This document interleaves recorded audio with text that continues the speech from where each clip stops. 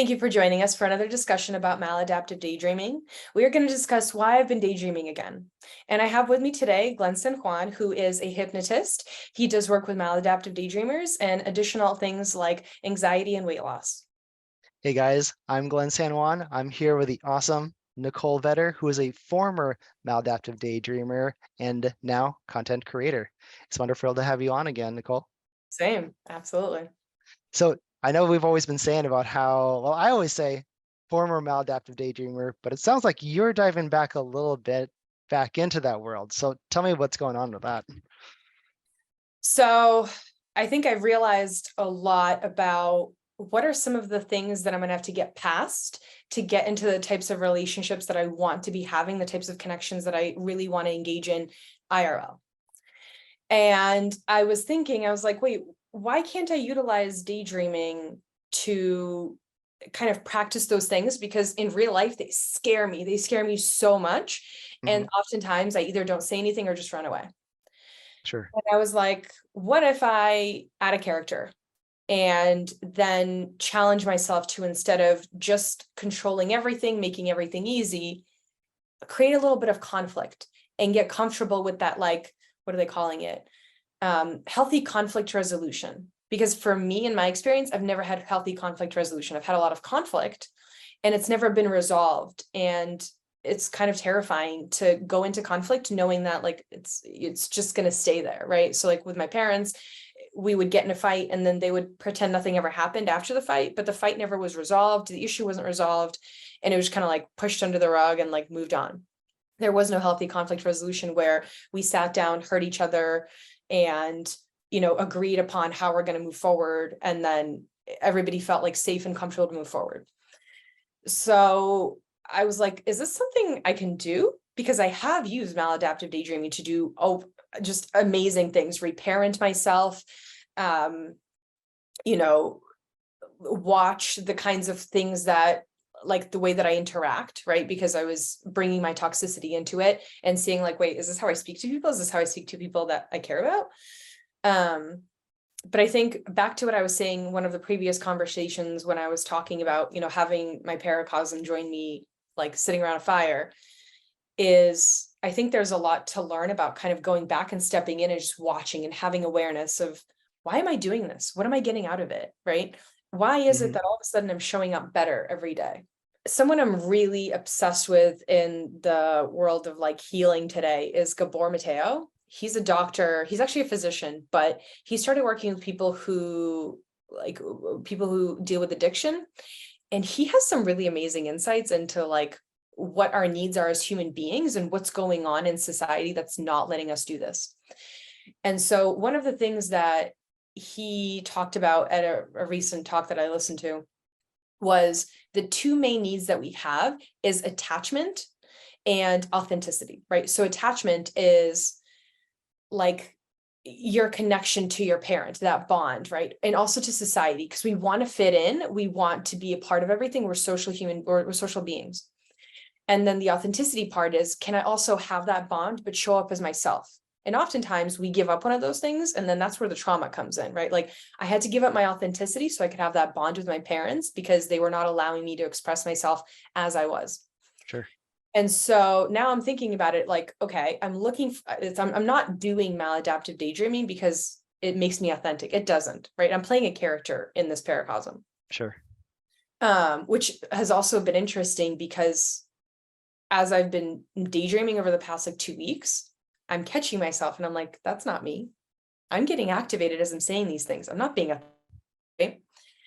But additionally, right, I'm looking for that attachment. So for me, daydreaming gives me that attachment, that bond. Like I feel safe in this space. Hmm. And so what I want to do now is formulate a plan of how do I let myself feel safe, bond, so that I don't feel like I need daydreaming. And I don't know that I know the answer to that yet, but I think like going back to the daydreaming and watching and observing, like, what are the things that I'm like, what are the emotions that are coming up for me? What is it that I'm looking for on a daily basis? And how do I start bringing those things little by little into the actual relationships I have with my friends and the world around me and still be able to show up authentically? Yeah. Okay. So basically what you're saying is that it's good to have that attachment to the paracosms characters that are in your mind, in your fantasy world, so that way you can become more authentic. Is that kind of what you're saying? Not really, not exactly. So, right, so those are our two needs. And I've actually worked on the authentic part a lot. So like for me, authenticity is the opposite of depression, right? For like so my definition of depression is not being able to be authentic, right? Not being able to express your emotions because as far as I understand, for based on research and my own experience, like depression is numbness. You're not allowed to, you're not expressing your emotions. Your body doesn't feel safe expressing your emotions or diving into those emotions or like letting them come out. So you're not really being authentic. And so a lot of what I've done has created the authenticity, but what I haven't done is created the healthy attachment in my society and in the village around me. And Okay. so that's why I'm holding on to daydreaming, even though I've cured anxiety and depression in me or healed it. It's not Mhm. cured. You still have anxiety. Things happen, right? Life happens. You're still gonna Life have anxiety. happens. But um, like how do I heal that attachment piece? How do I create that safe attachment where these conversations that make me feel good talking to my paracosm and lets me like brainstorm and troubleshoot and understand things, how do I start having those conversations with the people that I have in my life, in the society around me, and start to feel like I can be authentic in those places, I can show up and I feel that connection back and forth, right? Sure. And I don't know what those answers are yet, but I think watching myself in daydreaming and observing and like playing around with things and then being like, "Ooh, this really worked. I'm going to bring this into real life," and just like little steps at a time. But also, like I said, I want to formulate a plan that will let me kind of start walking out of daydreaming in a way, in a better way than what I have been doing. Because while I had some cool ideas about what might help and what might make it work, it was kind of like jumping off a cliff and not knowing what's at the bottom, Sure. you know? So I mean, ultimately, the goal is to get out of the daydreaming world, so that Right, way you can make those real life connections. Because right, otherwise, it's kind of that was like the whole premise behind maladaptive daydreaming is that people dive in too far into that daydreaming world, and they right. have a hard time getting out because they've become so detached from the relationships they can actually have in real life. Yep. Yeah. And I'm a good example, right? Sure. Because it's the things that are keeping me from having the connections in real life that I want are like super simple. Like I've almost identified most of them. Probably there's things I'm missing, Hmm. but as much as I've identified them, I haven't been able to practice them and put it into, practice, right? And so how do I do that? Right? Because nobody else has done this. We don't have a playbook to go by. Right. But I know it's possible because of all the healing that I've done already and how amazing that experience has been. And so I'm kind of like taking a step back so I can take a better step forward. Okay. Yeah. So, I mean, and maybe you mentioned this already, but have you considered leaving the entire daydreaming world behind to just go ahead and just interact in real life with everybody and just kind of get the information that way that you need or to build these Yeah. relationships? And so I feel like that's kind of what I did when I moved here and I stopped, right? I was Hmm. like, I'm literally leaving the state and I'm leaving maladaptive daydreaming in that state, right? Yeah. And I think additionally, the state that I left, because I had so much trauma happen there, I associated it with the trauma. So when I go back, I always feel horrible. Hmm. And it just didn't quite work because I think, it worked in some sense, right? Like giving that up brought up all of these emotions. And then I've had the opportunity over the last year to go through these emotions and kind of go through those struggles, which I think is necessary. Yeah. But it was very disjointed and very, like, it was just not smooth. And I don't know that I had watched what I was doing in my like paracosm and my reactions and everything else enough. Hmm. And I think there's still pieces there that I'm like now that I'm doing it, I'm like, oh, this is weird. Why am I doing that? Like, what's going on? Right? What am I looking for? What do I need? Sure. So yeah, I feel like there has to be a better way to move forward where there's always going to be emotions, right? When you're saying, I'm literally leaving my paracosm, I'm not going to engage in this coping mechanism. Sure. But there has to be a better way of doing it. And Sure. don't know what that is yet, but I'm gonna figure it out. Sure. Because it almost sounds to me like there's something still kind of anchoring you too There all the is bad coping, feelings. right? And so Because what there's you're trying to find is like a way to move forward past that. right, but a way that makes more sense without, I mean, the last year has been fascinating and just really difficult, Sure. which makes sense, right? Because it's a huge coping mechanism that I've used for most of my life, and I just dropped it, like no big deal. Mhm. But it's like this massive rock that's attached to my foot as a chain, and I'm dragging it along. Sure. And, I mean, we have so many different tools and resources that, like, in regards to just generally psychology, like I Hmm. specifically chose my current therapist because she does EMDR. And I think EMDR has a lot of possibility in regards to like complex PTSD and being able to treat it. Sure. And I just wonder, like, what are the things that I want to work on? Like, what are the things that EMDR might be able to help me process so Hmm. that I can be like, oh, okay, I don't need to freak out anymore when it comes to conflict, right? Sure. And then, you look at it and you say, what am I ignoring? I'm ignoring the conflict. Can I process and heal through the conflict? And then can I go out there and try new things with people in real life versus just going back to the original? Sure. Yeah. And so in your case, with maladaptive daydreaming, it's for you a way to kind of look back and see what other inner work still Yeah. might need to be done in order for you to keep on moving forward. Yeah, totally. At least that's what it kind of sounds like. But that's the reason why you still keep a bit of that maladaptive daydreaming back there Yeah. as like And it's reassurance. it's really amazing going through this healing process because, like, I keep saying, I've healed my depression and anxiety and it's gotten so much better. I remember how horrible I used to feel inside my body. Like I would get so anxious, my stomach hurt. Hmm. And it's really interesting to be where I am now, but then have like those flutters of anxiety, right? Hmm. And then you watch it and you're like, what's going on? Why is this happening? Where is this coming from? Because I haven't Sure. felt like this in a long time. And it's frustrating. It's frustrating to be like, no, I feel this. Why are you here? What are you doing here? But I feel like I always learn so much in those moments when it does come up and you do deal with it. And then, you meditate or you do whatever that you need to do to help calm that nervous system. Hmm. And then you're like, whoa, like I was able to sit down and like hear myself, and like calm it down and process. And it's kind of awesome to go Yeah, through it, but it's ups and downs constantly. of course. That's kind of it. I mean, just having that extra perspective that you have, just kind of stepping back and actually looking at yourself and seeing what's going on, I think is a Right. big thing too. It's a Yeah. big step to even like realize that you're even at that stage.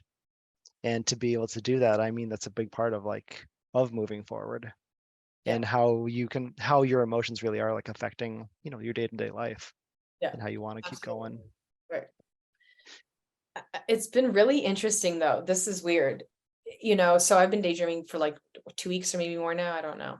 Hmm. Uh, but I think the thing that surprised me the most was I feel like I genuinely show up better every day while I'm daydreaming versus Hmm. not. As opposed to before anyway. As opposed to like this past year and how much I've struggled. Uh-huh. And a, a good portion of that is probably association and like habits, right? And so that's the other interesting thing is habits are so powerful and they stick with us like so intensely, right? So I'm more used to okay, so like one specific lesson that I think I've learned, and sometimes I forget and then I have to reteach myself, and this is always fun, is you have to choose to be happy, right? Nobody, okay, I mean, somebody might, and they're magical, and I don't know what kind of Buddha skills they have, but somebody might wake up every day and be like, hello, good morning, I'm awake, I'm happy, let's go. A lot of us don't wake up that way, right? And even just getting to the point where you wake up and you're like, I am ready. Let's do this. Like for me, this is a thing that I have to remind myself every morning when I wake up. It's like, I can choose how I show up today, right? Hmm. And I can choose whether that's with a smile or that's with a frown. And I can sit here and I can complain and think about all the horrible things, or I can be like, today is a new day. It's my choice how I show up and what I'm going to do with this day. Hmm. And I definitely, I catch myself where I'm like, you forgot that lesson. You forgot that lesson. And the reason you're struggling now is because you literally forgot that lesson and you're not waking up every day with that in mind. Mm-hmm. And I think it's the same thing with maladaptive daydreaming is like, I've been doing it for so long and I used it to do a lot of my healing. And so it's easier to jump in and then just be like, oh yeah, I remember, like I can wake up and be happy. Yep.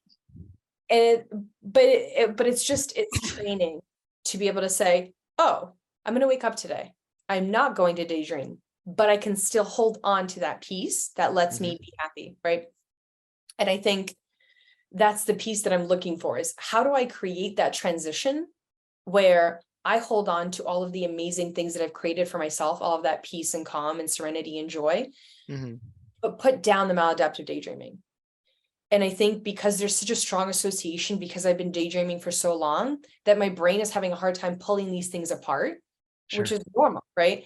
And I think that's one of the things I said is when I stopped daydreaming and I moved here, I felt like a blank slate, right? Yeah. Because all the good things and the daydreaming were combined because that's all Mm-hmm. my brain knows. It's been doing daydreaming for so long and I added all this stuff, but they're Mm-hmm. conjoined. How do I pull them apart?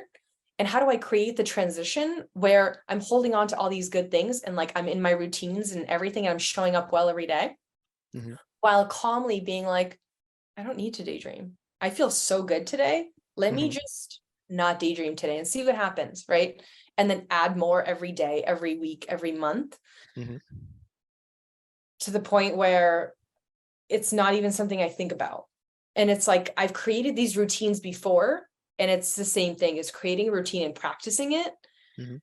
But I kind of had to go back to the start, which is daydreaming, Sure. you know? And I mean, it's like you said, it's all about building that habit and like the power of just having that habit where, I mean, for all we know, it may be like maybe 2 years from now, it might not even be a thought. You just Yeah. wake up, you Right. know what you want to do. You don't have to worry about daydreaming. Right. So it's just amazing with how much is putting in the time for that Yes. discipline of mind kind of thing, you know? Right. So, and it's all about, it just kind of made me think too about how you really are responsible for the energy that you put out in your life and into that room that you're in. And I mean, Exactly. if you keep working toward that, You're not responsible for what happened to you, but as an right? adult, you are responsible for dealing with what you're going through and showing up in a way that feels wholesome and good to you and matches your values. Hmm. Because a lot of us we don't really think about that. And I think for me, that's one of the most important things is what are your values and are you showing up and your actions matching every day? Absolutely. Yeah. Yeah. Yeah. So what advice would you give to another maladaptive daydreamer that's trying to come up with habits for themselves so they can finally live their most authentic life? Yeah. Um, so I think the funny thing is everything that I've done in building, like in healing myself and creating the authenticity that I have created, all of the things that I've done, I've always wanted to do them. Always. I've always been like, wow, I'm so impressed by that person who's like constantly working out and showing up every day. I'm so impressed by like CEOs and like they read 50 books a year, 52 books a year. And it's all of the things that I've done have been things that I've always wanted to do. Always. I've always found them super impressive, like morning routines. I've been fascinated my whole life, but I could never do it, right? Because I wasn't showing up authentically. I wasn't showing up for myself. I was obsessed with this attachment piece. And I was doing what everybody else was doing because that's what kept me safe in the attachment. Hmm. And I think that's the biggest struggle, right? None of these things are hard that we know we need to do. We know we need to move our bodies to be healthy. It's not hard. We think it's hard because we don't see enough people doing it in society. And so we're not going to detach ourselves from the attachment that we need, that we feel safe with, to do it. However, doing that thing that you really want to do that seems hard, once you start doing it, you start to feel authentic and you start to feel like yourself. But the cool thing is you're like, I've always wanted to do this. You start doing the thing, you feel more authentic because you're like, this is the life I want to live. I'm building this life for myself. I'm taking care of myself. You start to feel more authentic. But the more Hmm. authentic you become, the better your connections are. And it's easier to have those connections. Hmm. And I feel like I just made it sound super easy. It's not. Like it takes time, right? But it's really just, can I put in 10 minutes every day for myself? Hmm. Build the authenticity, and then they will show up. The people that are like, oh wow, I see her for who she is, and I want to connect with that person. Hmm. Before, when she wasn't authentic, I don't know, like I'm not feeling that vibe, right?